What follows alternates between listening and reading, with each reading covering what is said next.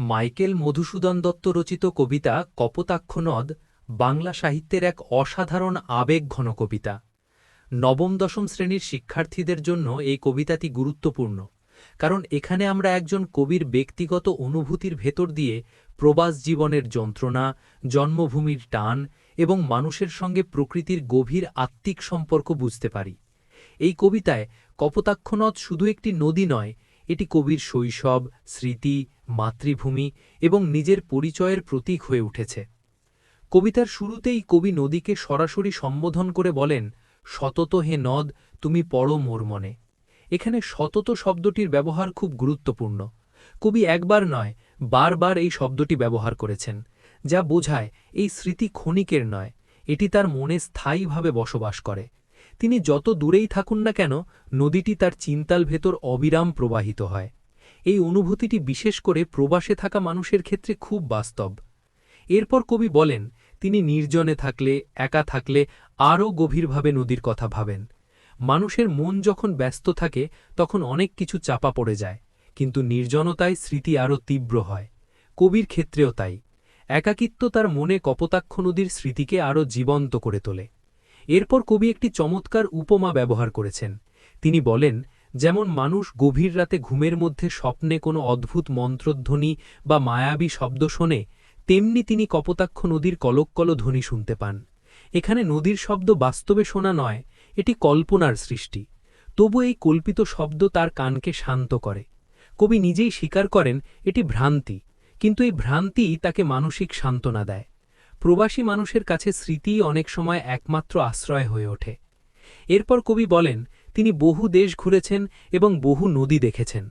এই কথার মাধ্যমে কবি নিজেকে অভিজ্ঞ মানুষ হিসেবে তুলে ধরছেন, অর্থাৎ তিনি অজানা বা সীমিত জগতের মানুষ নন।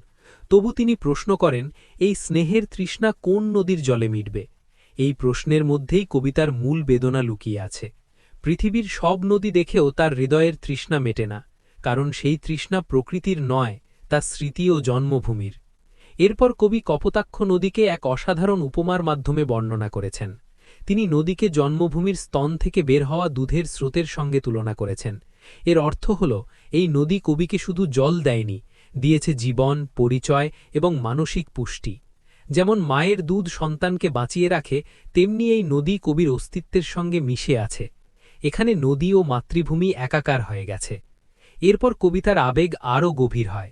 কবি প্রশ্ন করেন, আর কি হবে দেখা? এই প্রশ্নটি খুব সাধারণ মনে হলেও এর ভেতরে গভীর অনিশ্চয়তা আছে। সময় যত যায়, মানুষ তত দূরে সরে যায়, স্মৃতি তত ভারী হয়। কবির ভয়, হয়তো তিনি আর কোনোদিন কপোতাক্ষ নদকে চোখে দেখবেন না। এই ভয়ই প্রবাসী জীবনের সবচেয়ে বড় যন্ত্রণা। এরপর কবি নদীর কাছে একটি মিনতি জানান।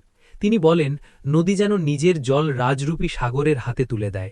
এখানে নদীর স্বাভাবিক গতির কথা বলা হলেও এর মধ্যে গভীর প্রতীকী অর্থ আছে।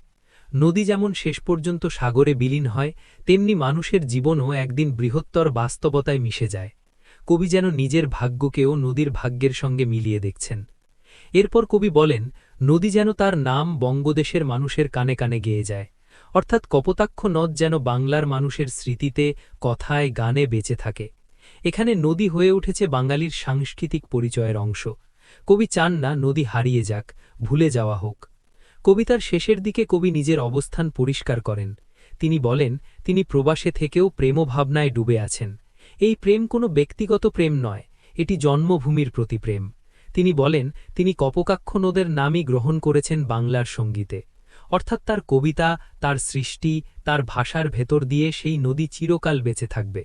সব মিলিয়ে কপোতাক্ষ নদ কবিতাটি নবম-দশম শ্রেণীর শিক্ষার্থীদের শেখায় যে জন্মভূমির টান কখনো ফুরায় না। মানুষ নতুন দেশে নতুন জীবন গড়লেও স্মৃতি তাকে বারবার নিজের শিকড়ে ফিরিয়ে নেয়। নদী এখানে শুধু প্রকৃতি নয়, এটি মায়ের মতো, দেশের মতো, আত্মার মতো। প্রবাস, স্মৃতি ও আত্মপরিচয়ের এই গভীর সংযোগই মাইকেল মধুসূদন দত্তের কপোতাক্ষ নদ কবিতাকে বাংলা সাহিত্যে চিরকাল স্মরণীয় করে রেখেছে।